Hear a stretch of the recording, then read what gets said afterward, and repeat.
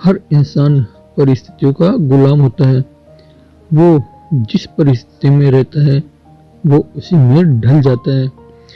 इस कहानी में भी कुछ ऐसा ही होता है। पुराने समय की बात है। एक दिन राजा अपने मंत्री के साथ अपने राज्य का हालचाल देखने के लिए निकलते हैं।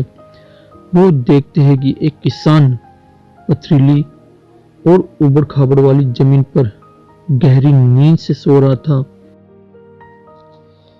उस किसान को देखकर राजा अपने मंत्री से कहते हैं कि जरा इसे देखो, ये बेचारा इस असुविधापूर्ण स्थिति में भी कितना शांति से सो रहा है, और एक हमें कि जो कि इतनी अच्छी सुविधाएं के बावजूद भी अगर थोड़ी भी अड़चन आई तो ठीक से सो नहीं पाते हैं।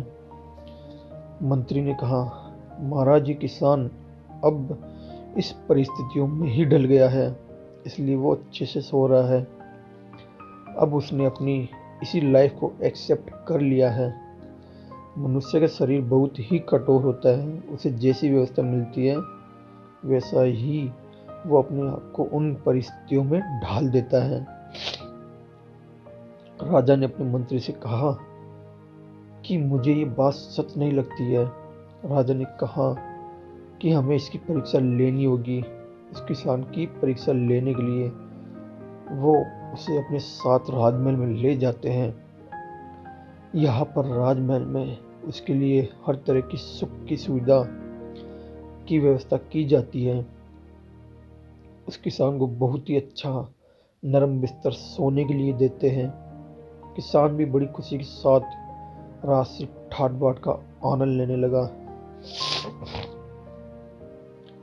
इसी तरह किसान को राजमहल ने आए हुए 2 महीने हो गए। अब किसान भी इस सब सुख सुविधाओं का गुलाम बन गया था। उसी बीच एक दिन मंत्री ने चुपके से किसान के बिस्तर में कुछ पत्ते और तिनके रख दिए।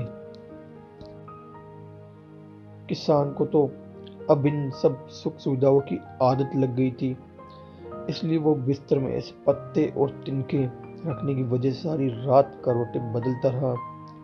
उसकी नींद भी ठीक से पूरी नहीं हो पाई। अगली सुबह राजा और मंत्री उसके पास उसे मिलने के लिए पहुंचे। कुछ किसान ने राजा से शिकायत की कि उसके बिस्तर में कुछ कुचने वाली चीजें हैं और इस चीजों की वजह से वो पूरी रात ठीक से नींद भी नहीं आई। किसान की बात सुनकर मंत्री ने तुरंत राजा से कहा कि देखा महाराज, ये वही किसान है जो कि पथरीली भूमि पर भी गहरी नींद में आराम से सो रहा था, किंतु ये अब 2 महीने में तो राजमहल के विलासितापूर्ण जीवन का आदी हो गया है। अब तो इसे पत्ते और तिनके भी चुभने लगे हैं। देखा महाराज, मेरी कही हुई बात सच निकली ना कि मनुष्य परिस्थितियों के अनुसार ढल जाता है और परिस्थितियों का गुलाम बन जाता है। राजा ने अपने मंत्री से कहा, हाँ तुमने मुझे उस दिन सच बताया था। इंसान वाकई परिस्थितियों में का गुलाम होता है।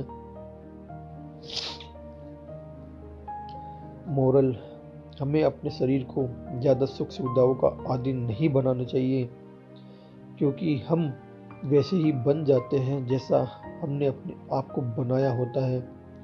अगर हमें ज़रूरियत से ज़्यादा सुख सुविधाएं मिल जाती है तो हम कभी भी उन सुख सुविधाओं वाली परिस्थितियों के बिना नहीं रह पाते हैं।